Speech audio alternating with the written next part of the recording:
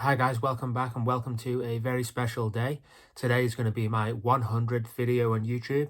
I just want to say a quick thank you for all the support, all the new subscribers. Welcome to my channel. I hope you enjoy the content. And yeah, I hope you enjoy this 100th video special.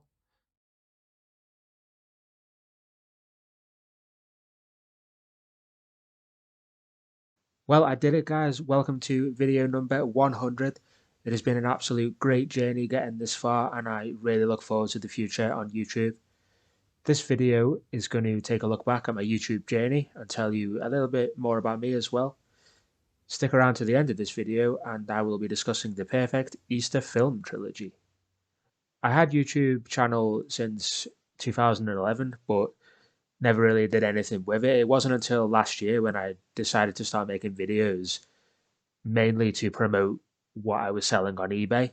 I was running a little shop on eBay at the time. However, after a period of slow sales, I decided to kind of abandon the eBay side of the videos and focus more on different videos that I really would like to make. And I really want to thank all my subscribers for the continued support. I also want to thank the fellow YouTube channels Oliver Harper, Cool Duda, FK Vlogs, and Cinemassacre for always being a huge inspiration for me over the years. You always create amazing content, and I can only hope that mine will be as good as you all one day. So grab a snack, relax, and let's take a journey back in time. Since as long as I can remember, I've always loved films. My father was always a big film buff, and I grew up in a household with a cinema room. Grew up with VHS, Laserdisc, which gradually turned into DVD, Blu-ray, and then 4K. Some of my earliest childhood memories are looking back through my father's VHS collection and being amazed of the Back to the Future VHS box set because all the spines of the tapes made up the DeLorean car. I just thought it was the coolest thing in the world. I also remember my father borrowing his friend's original Star Wars trilogy VHS box set so I could watch them. We also had a copy of The Phantom Menace at the time, which absolutely blew my mind as like a 4-year old. I had no idea what the Force was. I had no concept of really what was actually going on, but all I cared about was just like how amazing it was. It was like the best thing ever growing up. We got our first ever DVD player on Christmas in either 99 or 2000. And one of the first films we got in this new format was Jurassic Park and The Lost World. It was like in a box set together.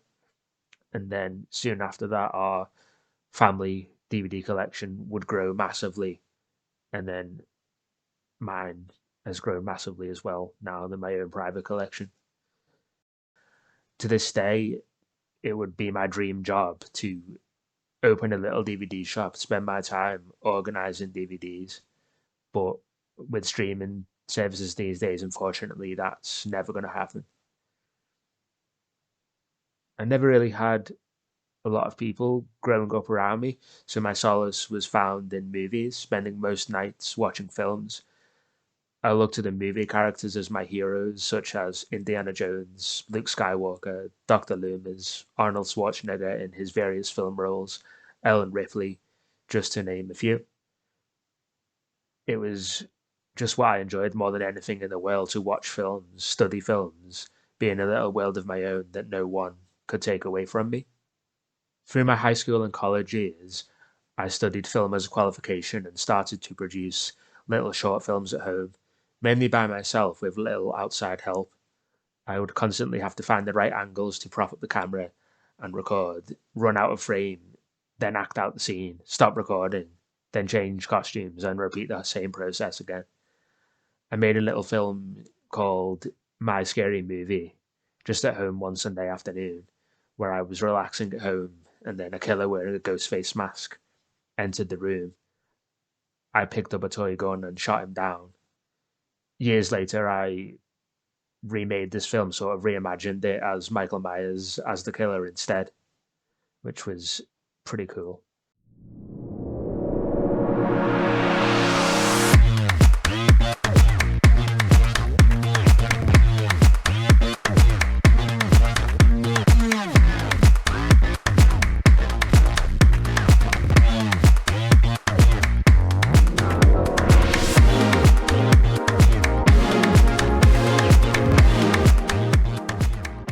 My college student film was a tribute to a martial arts documentary that I had seen, how about fighters live and train, and just a look into their lives. It was a documentary on how they lived, how they trained, their day-to-day lives. But looking back, I wish I'd done more of a fictional film piece with an original story.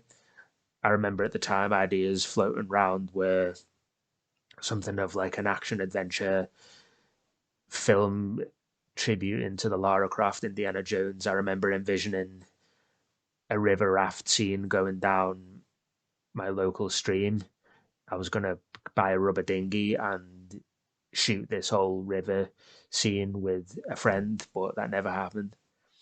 Other ideas at the time was this sort of martial arts epic, kind of inspired by the Bruce Lee films like The Big Boss and The Way of the Dragon. But as a student filmmaker, it was just too big of a project in the time frame that I had, and back then it was too difficult to even accomplish that. So I went with a documentary idea instead. But looking back, I wish I came up with more of an original story. In 2018, just as Jurassic World Fallen Kingdom was coming out, I saw a competition online by the actors of the films asking fans to recreate their favourite Jurassic Park scenes, submit them, and win a prize.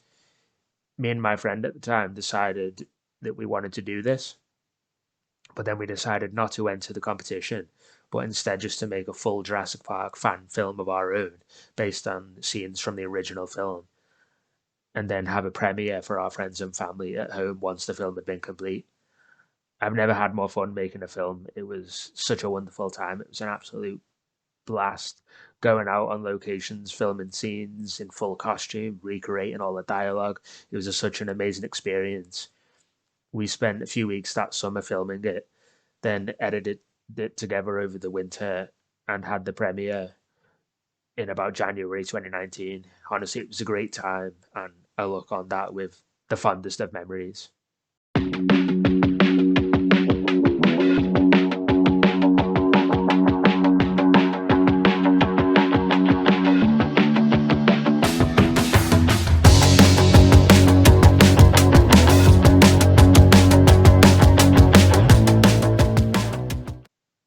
It's nearly been 1 year since I started up my YouTube channel properly.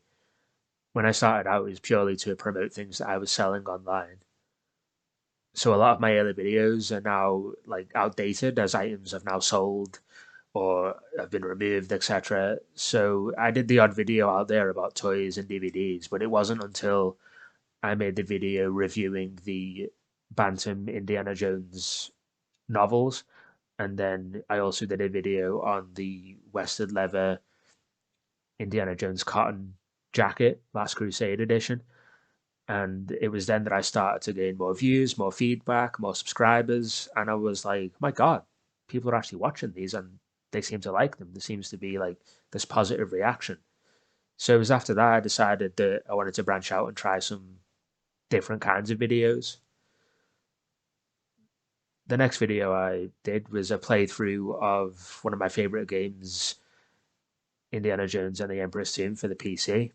It was the first time that I'd ever used a video game screen record feature, so it was completely new to me at the time.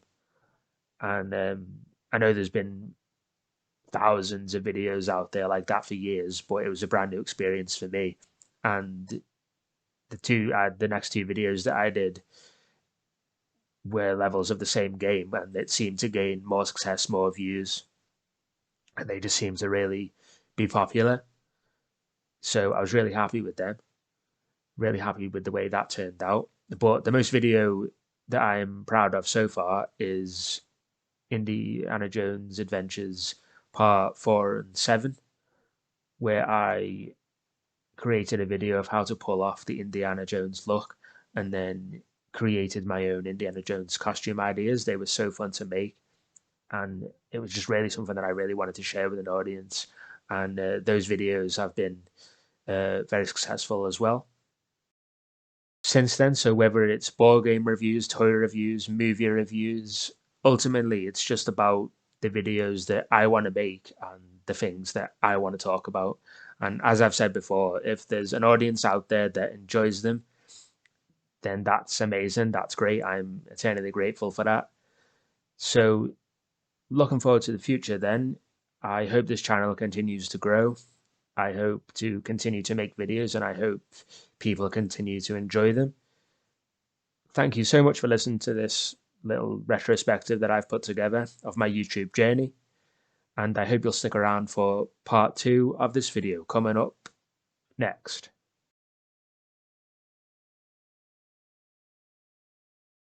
Thank you so much for sticking around, guys, for this next section of the video.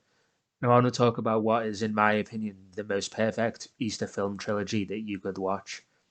So, sticking with the George Lucas trilogy philosophy that he followed with his original Star Wars trilogy and then later the Indiana Jones trilogy. The first film sets the story. The second film takes a very dark turn and goes to hell, so to speak, for the main characters and deals with very, very dark themes. In Lucas's case, Empire Strikes Back was the much darker film in the Star Wars trilogy, and then Temple of Doom followed this pattern.